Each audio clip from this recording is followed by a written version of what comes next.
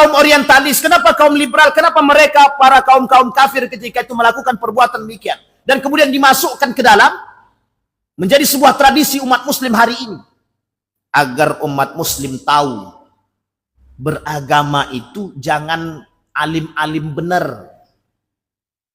Biar kita umat muslim ini tidak alim terhadap agama, tidak mendalam terhadap agama. Kenapa? Karena mereka tidak suka dengan kita beragama secara kuat. Mereka tidak senang dengan ada kajian-kajian begini. Makanya ada pengajian bubarkan. Karena nggak senang, yang nggak senang itu siapa? Kaum munafik. Mereka tidak turun langsung, Pak. Kaum kafir itu tidak turun langsung, capek kami kalau turun langsung. Kami bayar saja orang-orang munafik yang dibayar tadi untuk mengurus kita. Makanya disediakanlah namanya orientalis. Orientalis menghasilkan produknya liberalisme, sekulerisme, pluralisme untuk menjauhkan kita dari agama sekulerisme. Dibuatnya kita sekuler.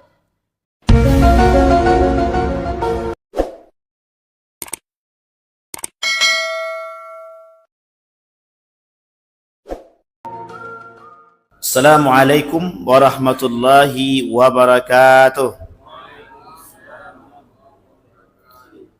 Alhamdulillahi Rabbil Alamin.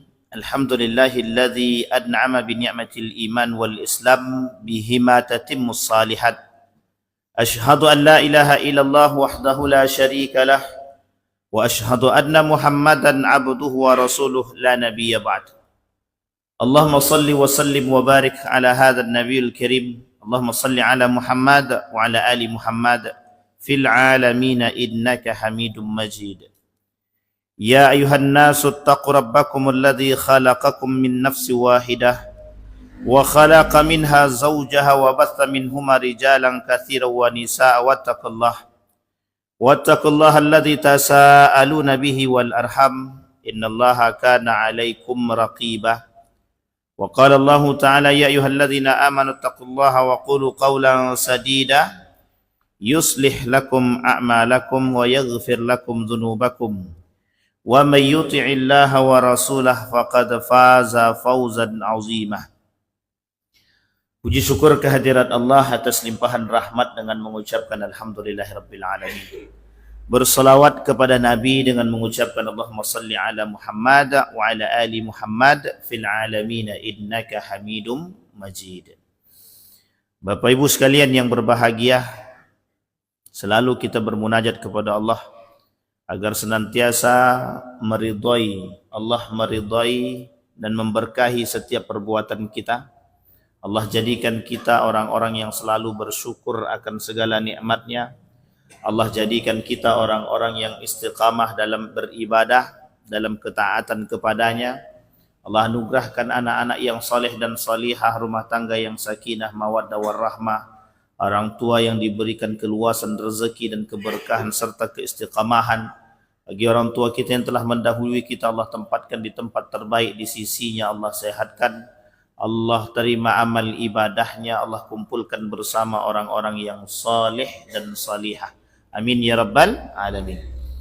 Baik Bapak Ibu sekalian yang berbahagia, di subuh hari ini kita akan coba mengangkat perkara syubhat yang kata para ulama, syubhat ini banyak terjadi di kalangan kita hari ini. Yang sebagian orang berkata, sebagian ulama mengatakan bahwa syubhat yang terjadi hari ini adalah condong mengantarkan kita kepada perbuatan-perbuatan yang haram. Nabi berkata di dalam hadisnya, hadis riwayat Bukhari nomor 2051 dan Muslim nomor 1599. Kata Nabi dalam hadisnya, innal halala bayyinun. Kata Nabi, halal itu jelas. Wal haramu bayyinun. Yang haram juga jelas. Wa ma bainahuma mustabihat. Atau dalam riwayat yang lain, umurun mustabihat. Di antara keduanya terdapat perkara-perkara yang subhat, yang masih samar-samar, yang tidak diketahui oleh banyak kalangan atau banyak orang. La ya'lamuhudna katsirun minan nas, Famanittaqas syubhat istabra'a lidinihi. Barang siapa yang menjauhkan diri dia dari perbuatan syubhat, istabra'a lidinihi wa irdihi, maka dia telah melepaskan diri dia atau menyelamatkan diri dia dari permasalahan agama dan kehormatan. Wa man waqa'a fis syubhat faqad waqa'a fil haram. Orang yang melakukan perbuatan syubhat hampir terjerumus ke dalam perbuatan yang haram. Bahkan mengatakan Nabi mengatakan orang yang melakukan perbuatan yang syubhat, dia telah melakukan perbuatan yang haram. Qarra'i yar'a hawlal hima yushiku an yarta'a fihi ala wa idna likulli malikin hima ala wa idna himallahi maharimuhu. Sebagaimana ada pengembala yang mengembalakan ternaknya di sekitar tanah larangan yang hampir menjerumuskannya, ketahuilah, setiap raja memiliki tanah larangan, dan tanah larangan Allah di bumi ini adalah perkara-perkara yang diharamkannya. Bapak Ibu sekalian yang berbahagia, kenapa kami mencoba mengangkat hadis ini? Ada hal yang penting yang untuk kita sampaikan sebagai penjagaan terhadap akidah yang baik. Di dalam pemahaman akidah yang benar, akidah yang baik, akidah yang sahih, bahwa syubhat adalah perkara yang sangat ditakuti oleh para ulama. Bagi orang awam seperti kita ini, bahwa yang namanya syubhat itu selalu ada di antara kita. Tetapi bagi orang yang alim, yang berilmu, seperti para ulama, pada hakikatnya mereka mengerti mana yang halal, mana yang haram. Maka syubhat itu tak lagi penting bagi mereka. Karena sesungguhnya syubhat hanya dipahami bagi orang-orang yang awam, yang tidak terlalu mendalami ilmu agama seperti kita. Sehingga perlu dipahami kepada kaum-kaum yang seperti kita ini, kepada masyarakat mujtama, untuk memahami konsep daripada syubhat itu agar kita tak terjerumus dalam pada syubhat itu sendiri. Bapak Ibu sekalian yang berbahagia, setidaknya ada 3 pembagian hukum. Yang pertama yang halal, dari hadis tersebut yang halal. Yang kedua yang haram, yang ketiga yang syubhat. Kita ambil contoh. Yang halal itu dah jelas. Mana yang halal itu dah jelas. Misal dalam perkara makanan, sudah jelas mana makanan-makanan yang dihalalkan dan mana makanan-makanan yang diharamkan di dalam Al-Quran. Bahkan di dalam hadis baginda Nabi Muhammad SAW. Ketika kita berkata ada makanan yang bercampur daging babi atau minyak babi, jelas keharamannya. Ada makanan-makanan yang memang dihalalkan, seperti makanan-makanan yang memiliki label halal misalkan. Dihalalkan oleh para ulama dalam bentuk mengetahui kehalalan tadi dalam bentuk tulisan atau label halal. Ini jangan kaitkan dulu masalah pembelian label halal. Ada kaitannya, tapi nanti halal jelas kehalalannya. Ketika ada orang bekerja keras karena Allah mencari rezeki dan nafkah untuk anak istri, halal. Pendapatannya jelas halal. Tapi ketika dalam pekerjaannya dia melakukan kecurangan dan lain sebagainya, mereka dijerumuskan dalam apa yang mereka dapat jadi haram. Karena mengambil dengan cara yang haram. Ma'akhadha minal haram fahuwal haram. Apa yang mereka ambil dari sesuatu yang haram, fahuwal haram. Maka menjadi haram apa yang mereka lakukan, apa yang mereka hasilkan. Maka kebenaran perbedaan antara halal dan haram itu jelas. Tetapi di antara kedua ini ada umurun mustabihat. Perkara-perkara yang tak jelas. Hukumnya tak jelas. Ada barang di antara kita yang kita tidak tahu siapa pemiliknya. Karena kita tak tahu siapa pemiliknya, hukum barang tersebut menjadi syubhat. Tapi kalau kita ambil barang tersebut menjadi haram, itu bukan hak kita. Misal, ada sendal di depan. Mau pergi ke kamar mandi, hukum sendal itu kita tidak tahu. Kita tidak tahu siapa pemiliknya, kita tidak tahu orangnya, hukumnya syubhat. Hukum barang itu syubhat. Tapi karena kita pengen ke kamar mandi, sendal tak ada, kita pakai, jadi haram. Kenapa? Hukumnya ghasab. Ghasab sama dengan hukumnya mencuri. Meskipun cuman ke kamar mandi, setelah itu dibalikkan. Misal ke kamar mandi pakai sendal orang. Sekarang pertanyaannya, apa hukum mengambil barang orang tanpa izin? Haram apa tak haram? Dosa apa tak dosa? Sekalipun cuman pergi ke kamar mandi. Meskipun setelah itu dikembalikan. Artinya apa? Dia sudah terjerumus dalam perbuatan yang haram. Maka kata para ulama, merujuk kepada hadis Nabi tadi, faman waqa'a fi syubhat waqa'a fil haram. Yang terjerumus dalam yang melakukan perbuatan syubhat, dia telah melakukan perbuatan haram. Kecuali sandal itu bertuliskan sandal masjid. Nah, jadi sudah diwakafkan. Ini perkara perbuatan harian yang berkaitan tentang muamalah. Ada perkara syubhat yang hari ini terjadi berkaitan tentang akidah. Apa contohnya? Contoh perbuatan-perbuatan syubhat yang berkenaan tentang akidah, mengikuti perayaan tahun baru. Mereka waqa'a fi syubhat, terjerumus dalam perbuatan yang syubhat. Bayangkan dalam perbuatan yang syubhat itu orang tak tahu hukumnya halal atau tak haram. Orang tak tahu hukum ini, perayaan. Orang tak mengerti sejarahnya. Hukum merayakan tahun baru, sebagian ulama berbeda pendapat. Ada yang mengharamkan secara mutlak karena mutasyabih. Ikut perbuatan orang kafir. Dan ini syubhat yang zahir di antara kita hari ini. Syubhat yang sudah menjadi sebuah tradisi di kalangan umat muslim, yaitu syubhat tahun baru. Maka kita namakan judul kita ini di subuh ini syubhat tahun baru. Kenapa kita harus sampaikan ini? Biar banyak di antara umat muslim itu yang tak ikut-ikutan perbuatan-perbuatan demikian.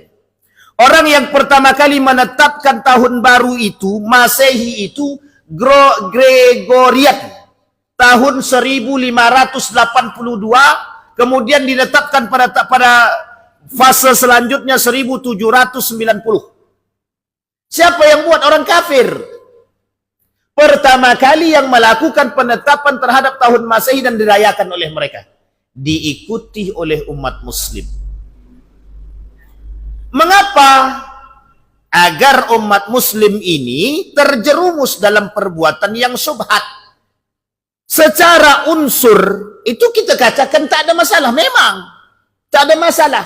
Kan cuman datang saja, kan cuman menengok saja. Tapi bayangkan di dalam perbuatan tersebut berapa banyak ladang-ladang kemaksiatan yang disediakan. Ini yang menjadi perkara syubhatnya itu di situ.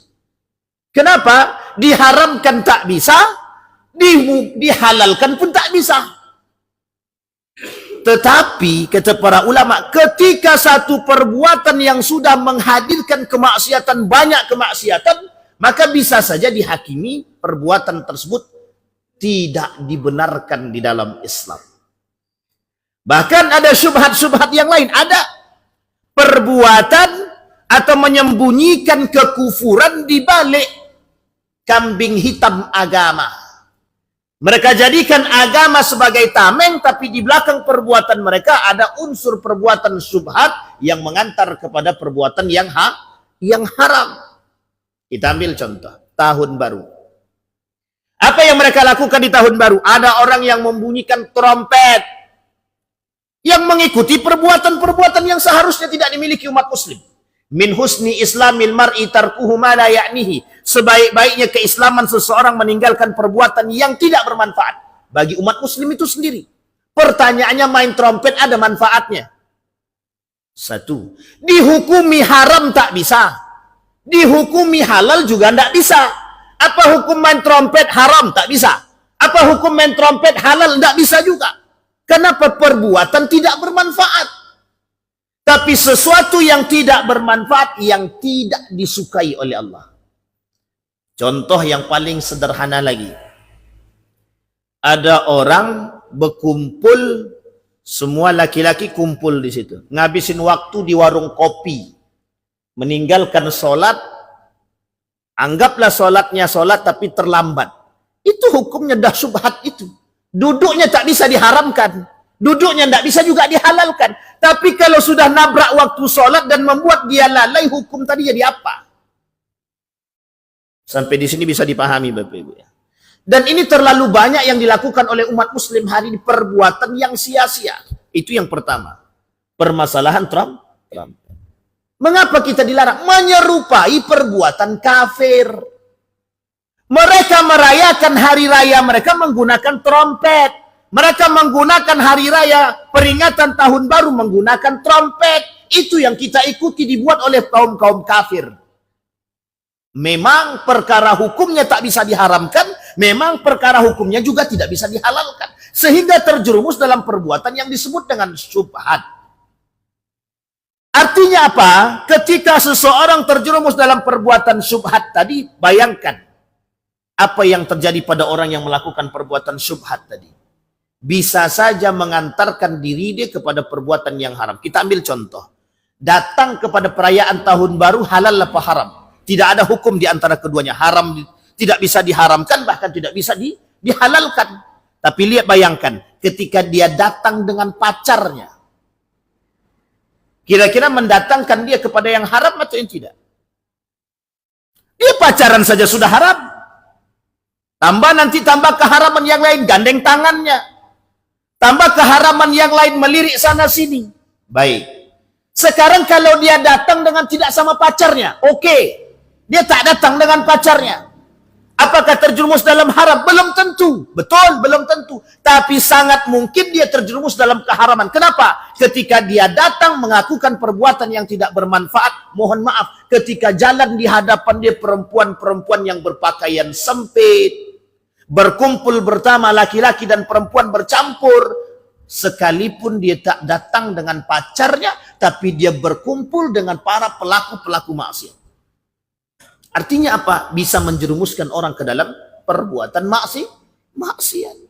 Banyak dampak daripada perayaan tahun baru. Lebih besar dampaknya lebih besar mudaratnya daripada manfaatnya. Kita ambil contoh. Andai kata perayaan tahun baru itu ditiadakan, maka orang akan berkata begini, kok sunyi ya? Hati-hati, bisa terjerumus dalam sebuah kesyirikan. Kenapa? Menganggap perayaan tahun baru itu sesuatu yang wow. Menganggap perayaan tahun baru itu sesuatu yang baik, yang bagus, padahal belum tentu. Sehingga ketika perayaan tahun baru dihilangkan, semua orang merasa kehilangan. Apa yang terjadi?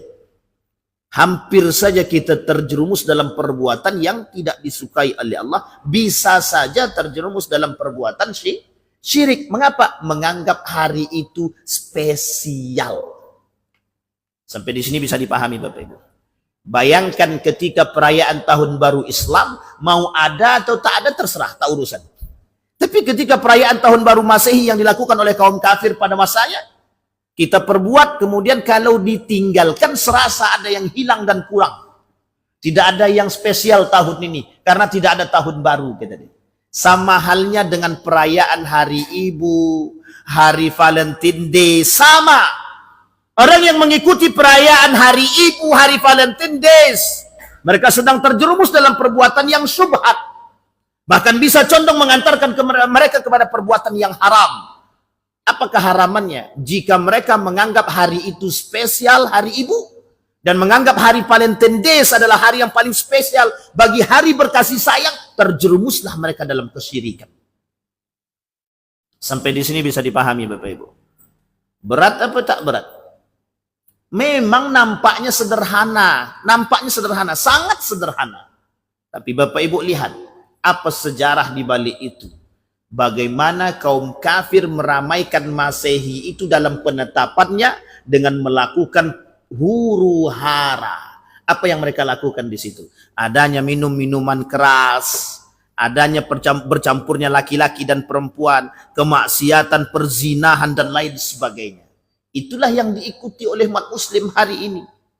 Untuk menjaga toleransi dan menciptakan perdamaian, dalilnya itu.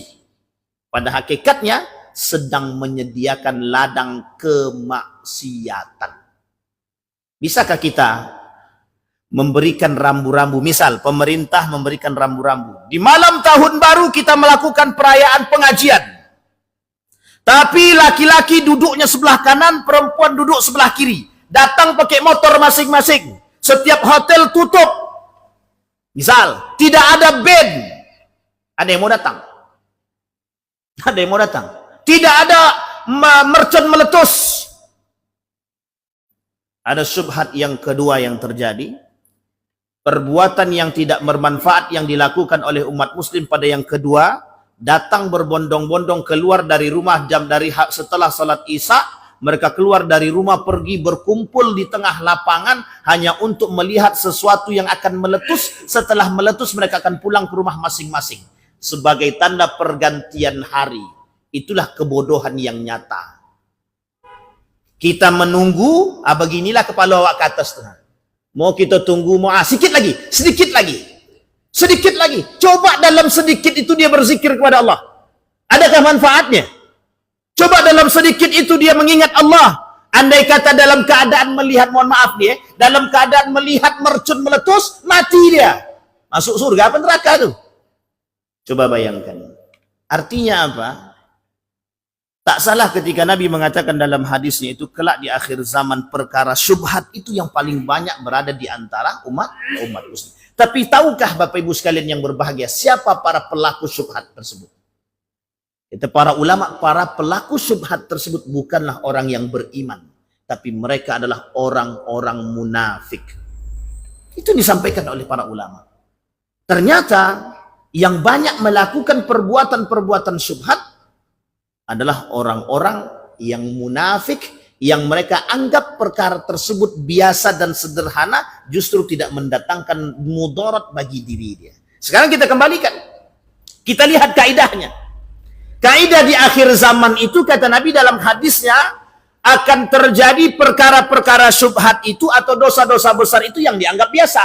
Sekarang kita lihat, betul apa tidak? Kita lihat. Bercampurnya laki-laki perempuan itu dosa atau tak dosa? Dosa. Pertanyaannya dosa besar apa dosa kecil? Bercampur laki-laki perempuan, berzinah dia, berpegangan tangan dia, dosa besar apa dosa kecil? Jangan bilang kalau itu dosa kecil. Kalau dosa kecil berarti tidak ada masalah, itu tobat besok selesai. Sampai di sini paham ya? Hari ini dia pegang tangan anak orang, ini anggap dosa kecil aja. Karena zinah tangan cuman gitu deh, bukan zinah yang lain. Sekarang Bapak Ibu perhatikan baik-baik perkataan ini. Sedangkan tidak ada momen saja mereka melakukan bebas memegang tangan, berpelukan, berboncengan laki-laki perempuan tanpa ada batas sama sekali, yang sudah dianggap hal sepele dan biasa di tengah umat manusia hari ini. Maka tak salah ketika Nabi mengatakan dalam hadisnya, kelak di akhir zaman, kata Nabi, tidak akan terjadi hari kiamat sampai kalian akan melihat perzinahan seperti binatang berzinah di tengah jalan. Artinya apa? Bukan masalah zina berhubungan badan saja. Berpegangan tangan, berpelukan, berboncengan laki-laki perempuan, itu zina yang hari ini dianggap biasa. Adakah Bapak Ibu mau melerai orang sedang berpelukan? Jangan berpelukan sini. Kalian bukan suami istri. Ada. Bahkan mohon maaf, enaknya berpelukan dia di situ, mesra kali lah, kata dia. Betul nak? Itu yang ada dalam benak orang hari ini. Tak mau bertanya, kau udah suami istri atau belum? Apa hukumnya yang bukan suami istri berpelukan? Tak mau orang. Tapi justru mohon maaf, karena apa? Karena kita takut untuk mengikuti campur urusan orang. Padahal hukum mencampuri urusan yang seperti itu wajib. Karena kita belum tahu apakah mereka sudah suami istri atau belum. Coba bayangkan. Ada syubhat yang lain? Ada. Dalam perkara tahun baru, yang kita takutkan adalah perbuatan-perbuatan yang dilakukan oleh mereka, yang kita takutkan, yang kita khawatirkan. Mereka jadikan agama sebagai kambing hitam atas perbuatan-perbuatan kemaksiatan yang lain. Kami peringatan tahun baru kok, ada pengajiannya. Oke, ada kajiannya. Berapa lama kajiannya? 1 jam. Bandnya berapa lama? 2,5 jam. Lebih lama mana? Ketika kajian tidur semua. Pas band hidup semua mata. Yang tadinya pas kajian tangannya begini semua. Pas band mohon maaf tangannya ke sana kemana-mana nggak tahu. Sekarang pertanyaannya, bisa kita kontrol perbuatan manusia seramai itu? Bisa kita kontrol, bisa kita bagi begitu. Kalau pemerintah punya kebijakan tidak ada masalah. Dengan catatan kebijakan yang benar. Untuk melawan pola pikir semacam itu. Ada alasan mereka buat demikian? Ada, Pak. Kenapa kaum orientalis, kenapa kaum liberal, kenapa mereka para kaum-kaum kafir ketika itu melakukan perbuatan demikian? Dan kemudian dimasukkan ke dalam menjadi sebuah tradisi umat muslim hari ini. Agar umat muslim tahu beragama itu jangan alim-alim benar. Biar kita umat muslim ini tidak alim terhadap agama, tidak mendalam terhadap agama. Kenapa? Karena mereka tidak suka dengan kita beragama secara kuat. Mereka tidak senang dengan ada kajian-kajian begini. Makanya ada pengajian bubarkan. Karena nggak senang, yang nggak senang itu siapa? Kaum munafik. Mereka tidak turun langsung, Pak. Kaum kafir itu tidak turun langsung, capek kami kalau turun langsung. Kami bayar saja orang-orang munafik yang dibayar tadi untuk mengurus kita. Makanya disediakanlah namanya orientalis. Orientalis menghasilkan produknya liberalisme, sekulerisme, pluralisme. Untuk menjauhkan kita dari agama sekulerisme. Dibuatnya kita sekuler. Apa salah satu contohnya? Bapak Ibu boleh lihat orang yang datang ke acara tahun baru itu pakai celana sempit atau celana gamis. Yang datang itu tidak mungkin bergamis. Terkhusus perempuan. Kalau bisa dia keluar nggak pakai celana dia keluar itu. Coba bayangkan. Karena ini tradisi gitu deh. Artinya apa? Banyak sekali, Pak. Yang saya sebutkan itu, itulah yang kita alami, Pak. Mohon maaf, kami kecil dulu ikut, Pak.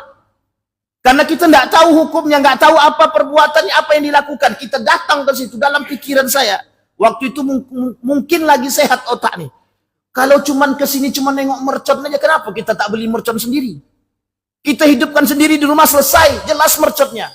Momennya ndak begituan, ndak enak momennya itu kalau kita sendirian di rumah sekarang. Oh, itu dia. Ternyata memang mencari momen untuk bermaksiat memang. Apalagi kalau datang dengan pacar, wah ajib, kata dia. Uniknya lagi, orang tua mengizinkan anak gadisnya, anak laki dia keluar membawa anak orang. Coba bayangkan. Itu salah apa tak salah tuh? Nah, sekarang Bapak Ibu, itu syubhat yang jelas di tengah kita hari ini. Bayangkan jika, mohon maaf, anak kita yang pergi keluar dan dibawa oleh mereka. Mereka terjerumus dalam kemaksiatan. Meskipun hanya bergandeng tangan, tapi mereka telah terjerumus dalam kemaksiatan. Yang menjadi pertanggungjawaban dosanya mereka saja atau kita juga? Orang tuanya kemana? Nak, kenapa kau keluar?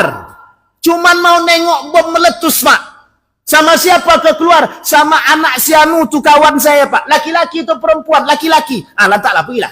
Jangan lama-lama ya. Nanti habis itu pulang. Jam 12 malam, Pak. Jangan lama-lama. Maksudnya apa itu?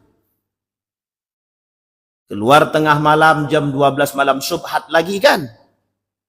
Itu baru perkara. Nah, yang menjadi perkara agama kita hari ini, kesubhatan dalam agama dan akidahnya apa? Dianggap perkara-perkara yang berdosa seperti ini dianggap biasa. Inilah kerennya kaum-kaum murji'ah.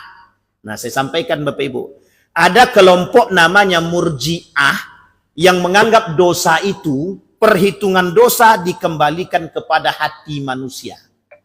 Kalaulah itu dosa besar dianggap biasa sama mereka. Bagaimana kalau dosa-dosa yang lain yang biasa mereka anggap dikembalikan kepada hati manusia? Itu perhitungannya tergantung pada hati dia. Makanya kita katakan sekalipun dia bezinah sekalipun, kata kaum murji'ah tadi, kalau dia tergantung pada hati dia, kalau hati dia mengimani Allah, sekalipun dia bezinah, dia tidak kufur. Sekalipun dia bezinah dia, tapi hati dia tetap beriman kepada Allah, dia tidak kufur. Sekarang itu yang mau dicekoki kepada kita hari ini, Pak. Itu yang mau dimasukkan kepada kita hari ini. Sekalipun dia tak berjilbab atau mengingkari perjilbaban tersebut, kewajiban berjilbab tadi diingkari, mereka tak terjerumus dalam kekufuran. Tergantung kepada hati dia. Kalau masih beriman kepada Allah, itu urusan dia dengan Allah. Sekarang saya tanya, rusak enggak akidah kita begitu? Rusak, Pak. Dalam akidah Ahlus Sunnah wal Jamaah, orang yang berzina melakukan dosa besar. Orang yang kemudian mohon maaf tidak berjilbab laku dosa besar. Orang yang mengingkari jilbab, kewajiban jilbab, yang tidak sholat, itu semua kafir. Bahkan orang yang tidak sholat pun kata Nabi, fahuwa kafir. Man tarakaha fahuwal kafir. Yang meninggalkan sholat saja, meninggalkan bukan mengingkari, tapi meninggalkan sholat kafir. Orang yang tidak membayar zakat kafir. Orang yang tidak berpuasa kafir, kata Nabi dalam hadisnya.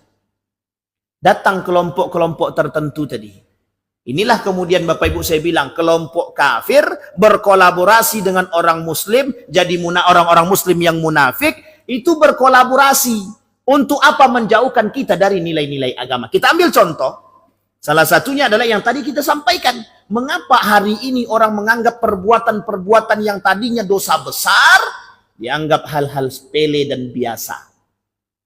Itu karena apa? Karena sudah dicuci otak.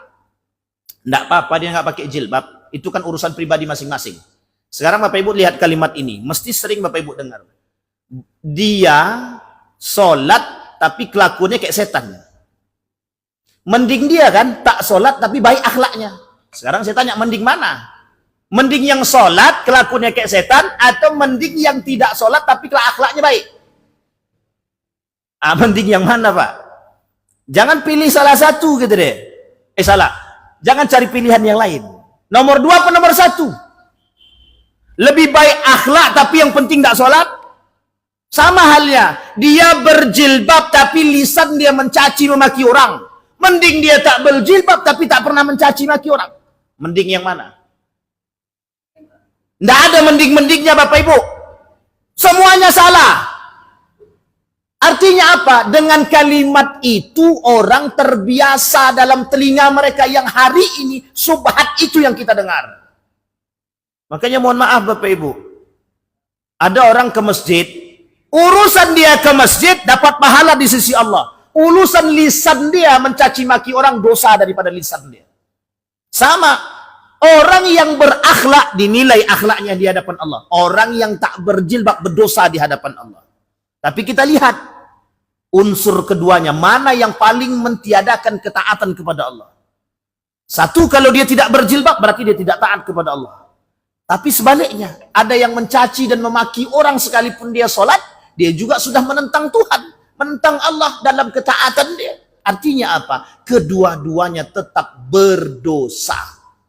Cuma dianggap biasa. Makanya mohon maaf, gara-gara bahasa itulah nggak apa-apa kami nggak pakai jilbab, yang penting akhlak kami baik. Itu yang terjadi sekarang.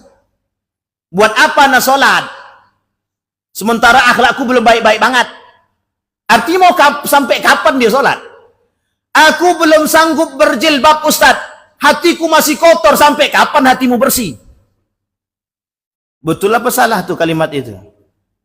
Kalimatnya salah bang. Kalimat itu salah. Ya kita katakan salah. Mau berjilbab tidak nunggu hati bersih. Karena tak akan bersih-bersih. Manusia mana yang hatinya bersih? Tidak ada Pak. Manusia itu semuanya hatinya terdiri atas 2. Dalam dirinya cuma ada 2. Kalau tidak kotor ya bersih. Karena cuma 2 yang ada dalam diri kita nih. Kalau tak baik ya buruk. Sekarang menunggu perkara baik itu kapan? Pokoknya nanti ada masanya kami baik tuh Ustaz. Lah mati. Itu baik ya memang. Karena tak buat-buat lagi. Dah mati pun, apa nak buat? Dah dalam liang kubur, nak bergerak pun tak bisa, mencaci maki pun tak bisa lagi. Artinya apa? Inilah yang dikeluarkan oleh kaum-kaum liberal, orang-orang terdahulu untuk merusak kita. Lebih baik kami tidak sholat, tapi kami berakhlak, daripada kami sholat mencaci maki orang. Apa gunanya sholat dia? Sementara dia masih berzina, masih selingkuh, kata dia. Coba bayangkan, apa gunanya sholat dia? Pertanyaannya adalah, salahkah ketika mereka melakukan hal demikian? Tidak salah, Pak. Tidak salah. Apakah orang-orang yang sholat itu tidak diuji oleh Allah? Apakah orang yang sholat tidak diuji oleh Allah? Pasti diuji, semakin besar ujian dia. Artinya semakin dia sholat, semakin besar ujiannya. Jadi kalau biar kami tidak diuji, Pak Ustaz, lebih baik kami tak sholat. Nah, itu dia kembali lagi pada poin yang kedua tadi. Artinya Bapak Ibu sekalian yang berbahagia, mereka merusak kita dari cara berpikir kita. Sama halnya dengan tahun baru. Dianggap sebagai perbuatan yang sederhana. Tapi coba kita berpikir dengan nalar sehat kita. Betapa bodohnya kita hanya diarahkan seperti, mohon maaf. Kita diarahkan seperti keledai. Seperti binatang ternak kita diarahkan hanya untuk melihat sesuatu yang tidak bermanfaat bagi kita umat muslim. Orang yang beriman akan mengatakan bahwa melihat mercon meletus itu perbuatan yang sangat tidak bermanfaat. Orang yang mukmin mengatakan mendengarkan musik itu tidak bermanfaat. Berani Bapak Ibu katakan begitu? Wajib Pak, wajib berani. Karena bagi seorang muslim mendengarkan musik bisa melalaikan. Bagi seorang mukmin mendengarkan musik sangat bisa melalaikan diri dia. Sekarang kita berbondong-bondong Pak nonton konser. Yang didatangkannya siapa? Rhoma Irama. Datang ribuan orang tuh. Tiketnya mahal. Ratusan ribu. Hutang belum lunas. Sudah hutang belum lunas, nonton bisa. Ah, ini uniknya Pak. Kalau kita mau kait-kaitkan lagi, banyak kali perkaranya itu Pak. Banyak sangat kesyubhatan yang nyata. Maka Bapak Ibu sekalian yang berbahagia, inilah model pendangkalan keimanan yang dilakukan oleh kaum-kaum liberal untuk merusak kita. Melalui kolaborasi mereka dengan kelompok-kelompok tertentu. Di dalam pahamnya orang-orang liberal Bapak Ibu, hal semacam ini atau lebih tepatnya kaum-kaum munafik, hal seperti ini dianggap biasa dan hal seperti ini hal yang wajar. Tujuannya adalah agar umat muslim itu tidak terlalu fanatik terhadap agama. Jadi kita nih, kalau terlalu dekat dengan agama salah. Kalau kita jauh daripada agama, itulah yang mereka inginkan. Maka Bapak Ibu kata para ulama, penyebab kedangkalan akidah kita, penyebab kedangkalan akidah terhadap satu golongan, terhadap satu orang, terhadap setiap muslim tersebut, disebabkan karena kebodohan mereka terhadap akidah yang sahih. Jadi pemahaman kita terhadap agama yang benar itu sangat penting Bapak Ibu. Kita ambil contoh, idza min akmalil mu'minina imanan wa ahsanuhum khuluqan. Kata Nabi, sebaik-baiknya keimanan seseorang itu adalah ketika mereka memahami keimanan dengan sempurna dan mereka berakhlak mulia. Pertanyaannya adalah, kapan kita dikatakan berislam dengan baik? Ketika kita meninggalkan perkara yang disebut dengan syubhat. Orang yang bisa meninggalkan syubhat, maka mereka telah berwara. Tahu wara Bapak Ibu? Wara itu melepaskan diri dari perbuatan-perbuatan syubhat. Misal contoh sederhana. Ada uang di tengah jalan Bapak Ibu ketemu. Jumpa. Kira-kira hukumnya apa itu? Hukum uangnya yang syubhat. Hukum ngambilnya haram. Maksudnya ngambilnya kalau tidak dipergunakan tidak ada masalah. Cuman kan kalau 100.000 tuh goyang juga tangan awak. Apalagi dahaga sedang haus ini kan susah. Nah, kan begitu. Apalagi diambillah uang 100.000 tadi. Ketika megang uang 100.000 tadi hukumnya masih tetap syubhat.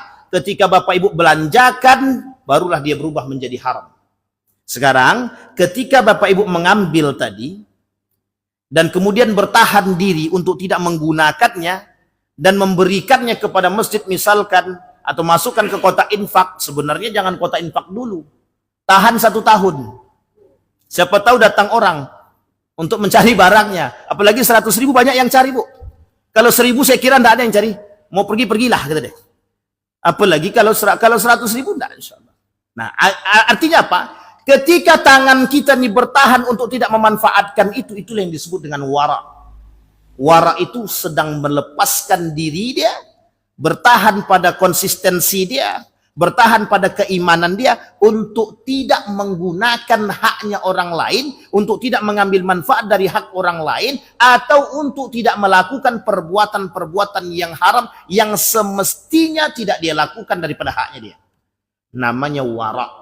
Apa namanya Bapak Ibu? Nah, Bapak Ibu sekalian yang berbahagia, kalau Bapak Ibu tidak keluar di malam tahun baru itu namanya warok namanya. Tahu Bapak Ibu ya? Maka Bapak Ibu sekalian yang berbahagia, ketika kita semua mampu menjaga keimanan kita, justru kita sedang terlepas daripada perbuatan demikian. Memang ada resikonya, ada. Apa resikonya? Kita dianggap katrok. Katrok kau. Diajak keluar aja tak mau, kata dia. Orang cuma makan-makan aja pun. Cuma makan-makan aja. Dia tidak paham. Maka kaidah syubhat itu, mutasyabih itu juga menjadi poin penting bagi kita Bapak Ibu. Kita tidak pengen terjerumus dalam menyerupai perbuatan kafir. Saya mengikuti guru saya. Guru saya anak daripada Maimun Zubair, Gus Najib. Apa kata Gus Najib? Anak daripada Syekh Maimun Zubair, kata beliau, kata Gus Najib itu, ketika ditanya bagaimana pendapat Gus terhadap orang yang keluar di tahun baru, kata dia, meskipun cuma sekedar makan-makan, apa jawaban beliau? Sudah, berdiam diri saja di rumah, itu lebih baik, dan bermunajat kepada Allah, berzikir kepada Allah, dan jaga keluarga agar tidak terjerumus dalam tidak terjerumus dalam mutasyabbihat, kata dia. Nah, saya mengikuti itu Pak.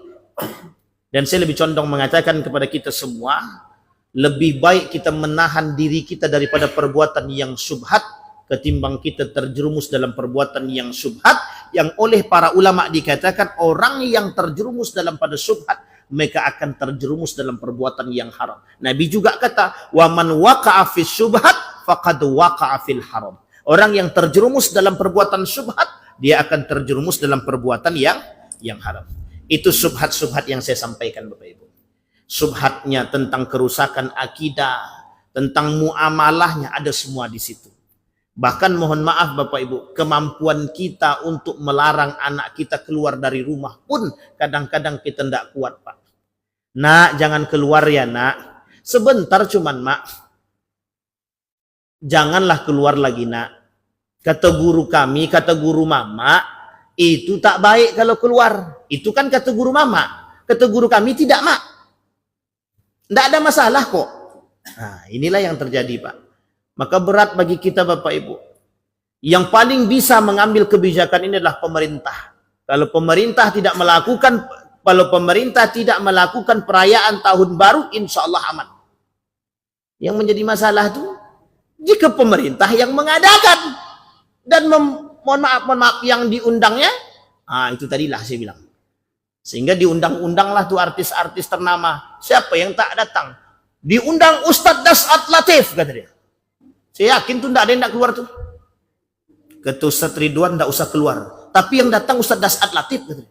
Nah, gimana kita nggak goyang? Ustadz Ridwan kan tidak ada masalah. Dia masih ecek-ecek tuh. Ini Ustadz Dasat Latif aja datang. Ini masalah Pak. Yang ngisi Ustadz Abdus Somad misalnya. Saya tidak yakin kalau Bapak Ibu tidak datang tuh.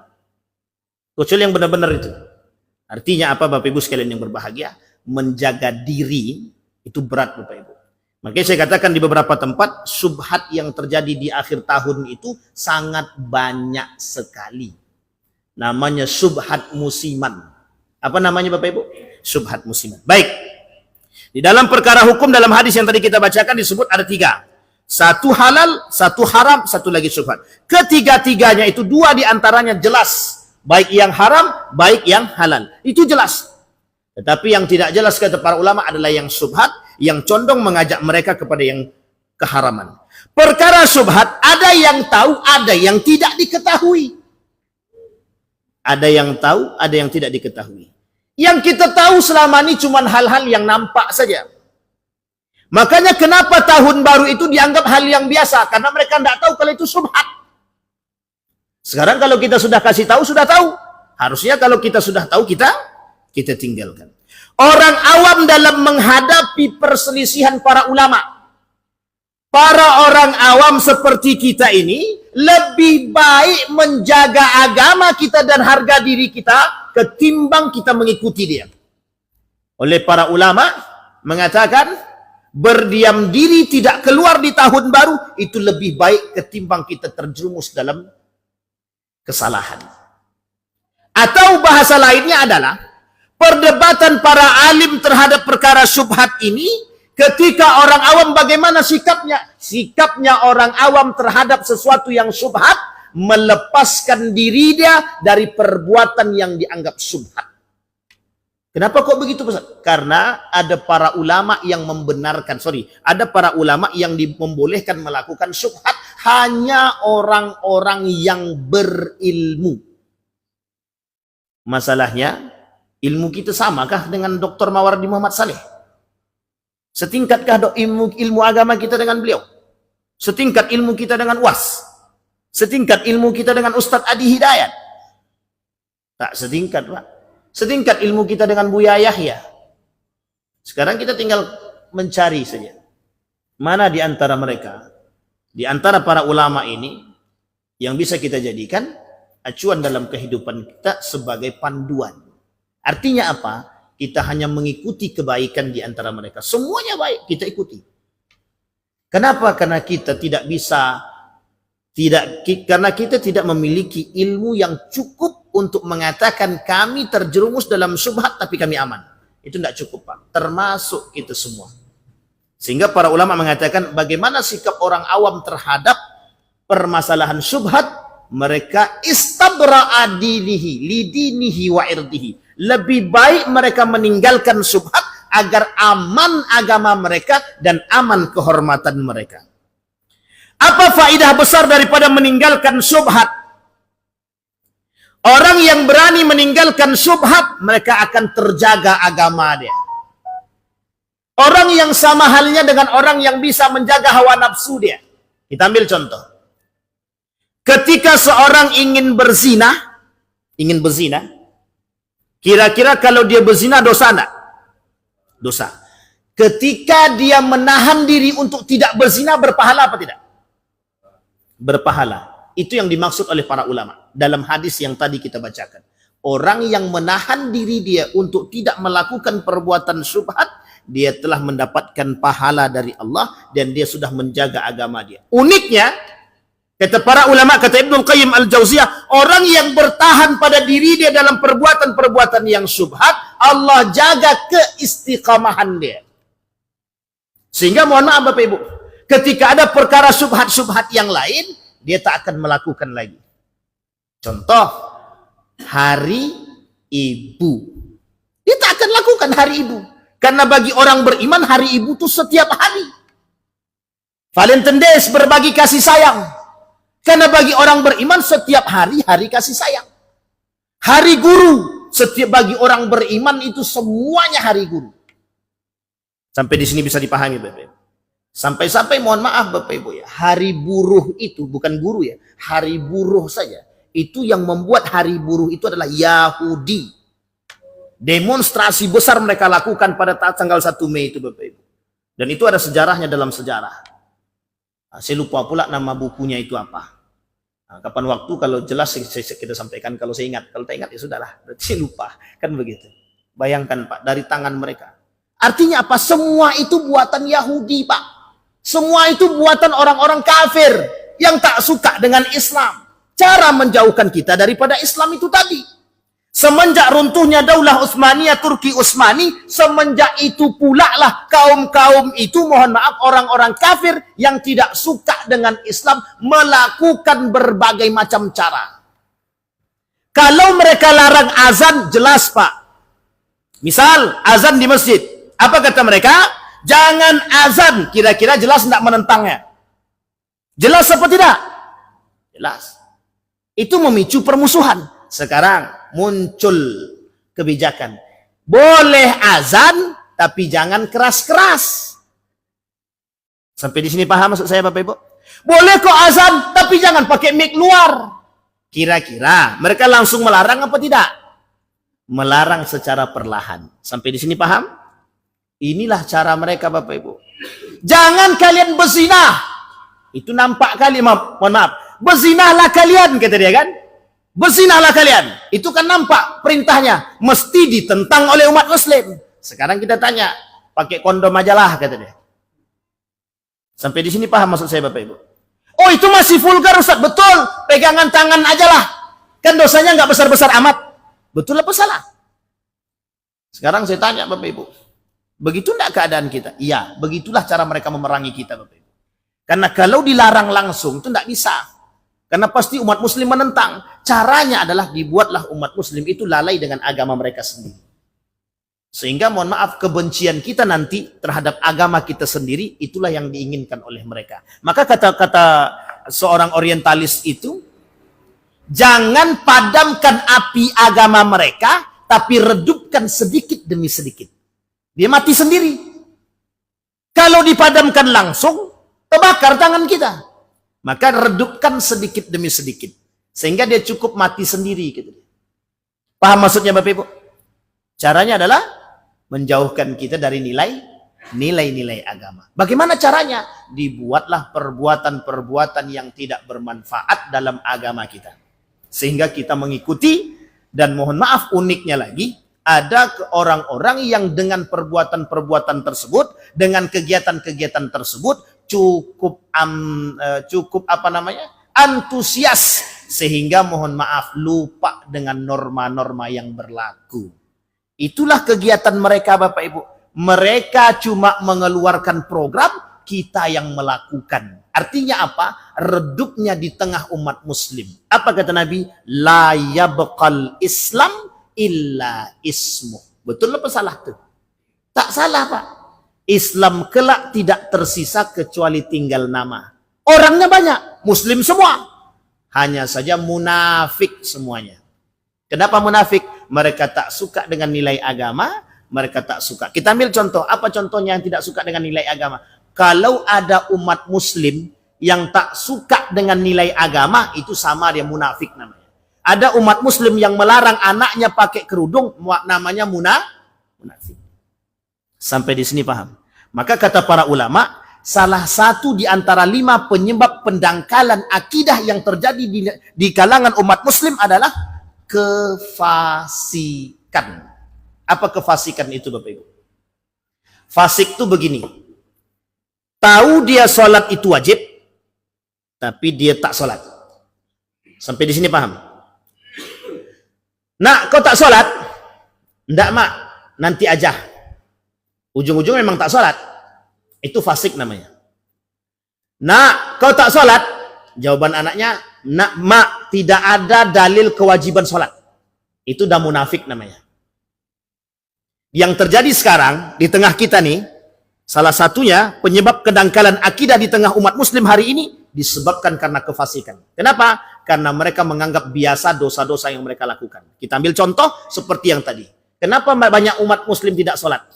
Jangan salahkan para ilmuwan-ilmuwan dan jangan salahkan para peneliti-peneliti dari Inggris tersebut. Apa kata orang-orang Inggris? Kata salah seorang peneliti dari Inggris, aku melihat Islam di Indonesia, aku melihat Muslim di Indonesia tapi aku tidak melihat Islam. Artinya apa? Banyak orang Muslim tapi banyak yang tidak sholat. Banyak yang sholat ternyata banyak yang tak khusyuk. Coba bayangkan. Banyak yang sholat tapi banyak yang tak ke masjid. Tak salah kata. Banyak orang Muslim tapi banyak yang tak berjilbab. Kata mereka, apa kata mereka? Aku melihat Muslim tapi aku tidak melihat Islam. Ini sejalan dengan pemahaman yang dikatakan oleh Nabi tadi. Yang merusak Islam adalah umat Muslim sendiri, hasil daripada bermunculannya kaum-kaum munafik yang tidak suka dengan nilai-nilai agama. Sekarang kita sudah siap atau belum menghadapi itu? Itu tergantung pada diri kita Bapak Ibu. Makanya kita katakan, kalau yang hadir nih yang tua-tua, nah ini agak berat sedikit. Makanya kalau yang tua-tua nih, insya Allah agak aman sedikit. Insya Allah, aman-aman. Yang belum tentu aman, itu yang muda-muda nih Pak. Mana generasi muda kita? Yang terjerumus justru yang banyak hadir kelak di perayaan tahun baru itu bukan yang tua-tua. Kata yang tua-tua kami cukup berzikir di rumah Ustaz. Iya betul. Masalahnya yang hadir itu bukan yang tua-tua. Generasi yang bakal menggantikan posisi kita. Generasi yang bakal menggantikan posisi kita. Maka Bapak Ibu sekalian yang berbahagia, kata Nabi, la yabqal Islam illa ismu. Islam itu tidak akan hanya tinggal namanya saja di tengah banyaknya umat muslim. Kenapa demikian? Karena bertebarnya orang-orang munafik yang ingin meredupkan Islam itu sendiri. Sampai di sini bisa dipahami Bapak Ibu, cara mereka meredupi kita sudah bisa dipahami dari berbagai macam program-program yang mereka lakukan yang diikuti oleh umat muslim itu sendiri. Kita ambil contoh, berapa banyak anak muda yang mohon maaf jangan tersinggung, yang banyak memberikan bunga ataupun hadiah kepada pacarnya ketika hari Valentine Days. Siapa yang mereka ikuti? Public figure. Siapa public figurnya? Artis. Pokoknya dalam mata Ustadz ini kayaknya artisnya salah terus nih. Yang salah, yang benar tetap benar. Ya kan Mbak ya? Yang salah tetap salah. Yang benar ya tetap benar. Tapi dampak daripada perbuatan itu tidak bisa. Namanya jejak digital. Pasti ada. Artinya apa? Berhasilnya kaum orientalis dan liberal merusak kita tidak dengan cara mereka meredupkan, memadamkan api, tapi membuat api itu redup secara tersendiri dengan perilaku-perilaku umat muslim itu sendiri. Baik, sekarang bagaimana cara kita menjauhi diri kita? Terakhir, bagaimana cara kita menjauhkan diri kita daripada perbuatan syubhat? Yang pertama, pelajari kesubhatan dia. Yang kedua, tanamkan akidah yang benar dalam diri kita. Yang ketiga, yakini bahwa umat muslim yang seorang muslim yang baik adalah meninggalkan perbuatan yang tidak bermanfaat bagi diri mereka.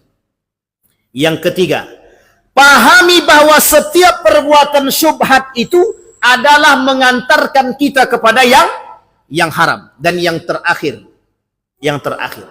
perkuat keimanan, redupkan hawa nafsu, jaga diri daripada kemaksiatan sehingga bisa menjadi orang-orang yang dicintai oleh Allah. Inna min akmalil mu'minina imanan ahsanuhum khuluqa. Selain daripada kesempurnaan iman yang terdapat dalam diri seorang mukmin adalah keimanan yang baik, yang kedua adalah akhlak yang baik. Akhlak yang baik terbagi dua, kepada orang lain dan kepada diri sendiri. Salah satu contoh akhlak yang baik terhadap diri sendiri adalah menjauhkan diri daripada perbuatan syubhat. Apa kata Ibnu Hajar al-Asqalani? Jika perkaranya syubhat samar-samar, maka sepatutnya ditinggalkan. Karena jika seandainya kenyataannya bahwa perkara tersebut itu haram, maka ia berarti telah berlepas diri. Jika ternyata halal, maka ia telah diberi ganjaran karena meninggalkannya untuk maksud yang sama. Karena asalnya perkara tersebut ada sisi bahaya dan ada sisi bolehnya. Ini kata Ibnu Hajar al-Asqalani dalam kitab Fathul Bari. Kemudian Syekh Saleh Fauzan mengatakan, sebagaimana penggembala yang mengembalakan ternaknya di sekitar tanah larangan. Ini misalnya begini Bapak Ibu. Bapak Ibu mengembala sapi atau kambing atau apapun itu di tanah orang. Di tanah orang. Posisi kambing ke dalam itu subhat. Kalau dah dia makan rumput orang tadi jadi haram deh Pak. Sampai di sini paham Bapak Ibu ya. Kalau dia tak makan bos, ya tak masalah. Cuman masuknya dah salah. Kok masuknya kandang orang gitu. Tapi kan kita nggak tahu itu kandang siapa. Betul, baik. Sekarang ada halaman terbuka. Ada halaman terbuka atau lapangan terbuka. Masuk kambing kita di situ. Kalau cuma jalan saja tak ada masalah Pak. Tapi kalau dia makan rumput tadi, kita kan tidak tahu itu rumput siapa. Bisa jadi ada yang punya. Kalau ada yang punya. Sama cerita seorang pemuda yang makan buah apel yang jatuh ke dalam sungai. Bayangkan Bapak Ibu. Keimanan yang sempurna tadi memberikan pengaruh kepada perbuatan yang baik. Hanya karena pengaruh perbuatan meninggalkan perbuatan syubhat. Buah apel. Saya tidak yakin kalau sekarang. Kalau ada pemuda seperti itu sekarang, nikahkan cepat. Mau nenek-nenek silahkanlah. Karena Bapak Ibu sekalian yang berbahagia. Kalau kita temukan seorang pemuda masih bertahan pada hal yang syubhat saja, itu bisa dipastikan dia pasti meninggalkan perbuatan yang haram. Bayangkan hanya satu gigit apel, itu bisa mengantarkan dia rasa bersalah yang berkepanjangan. Sehingga dia mampu mengorbankan diri dia demi untuk mendapatkan kejernihan hati dan kebersihan keimanan. Coba bayangkan. Pertanyaannya, hari ini ada nggak yang kayak gitu? Ada Bu ya? Mudah-mudahan ada. Baru pulang dari haji, sudah menyakiti hati orang tetangga, hati tetangga. Disuruh minta maaf, gengsi aku. Kan aku yang paling kaya daripada dia. Coba bayangkan. Hanya karena begitu kita hari ini. Dan banyak perkara-perkara yang lain.